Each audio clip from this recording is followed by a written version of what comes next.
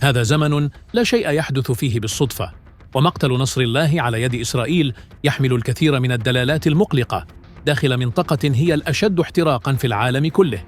مع بزوغ فجر يوم السبت خيمت سحب الدخان فوق معظم جنوب العاصمة اللبنانية، وهي خطوة خطيرة في الصراع، حيث نقلت إسرائيل معركتها مع حزب الله إلى عتبة بيروت، والنتيجة كانت مقتل نصر الله ومعه 12 من قادة كبار الحزب، أبرزهم علي كركي وإبراهيم عقيل وفؤاد شاكر ووسام الطويل وطالب سامي عبد الله.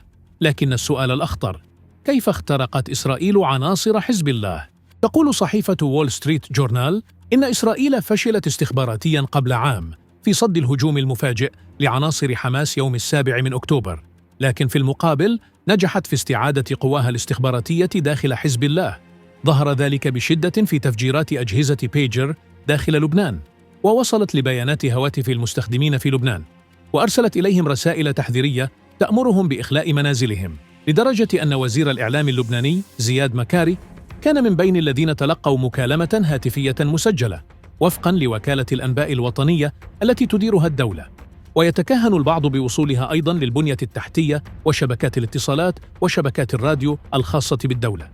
الأزمة الآن ليست في واقعة الاغتيال وحدها، لكن في تبعات هذا الحادث وتفوق إسرائيل التكنولوجي وتزامنه مع رفضها لكل وساطات التهدئة التي بدأت من الجارة مصر حتى وصلت للأمم المتحدة.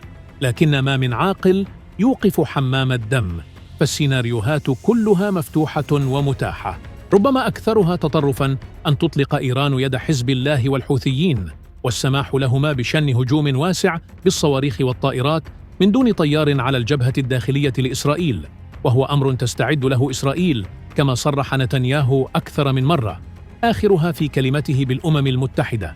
تزداد التكهنات سوءاً عند التفكير في حرب شاملة يمكن أن تشارك فيها إيران مباشرة بشن ضربات من أراضيها، وما بين هذا وذاك مواطن لبناني وشقيقه الفلسطيني يعانيان القصف والتهجير من أرضيهما، ويتوقعان أن تزيد الأمور سوءاً في الساعات المقبلة.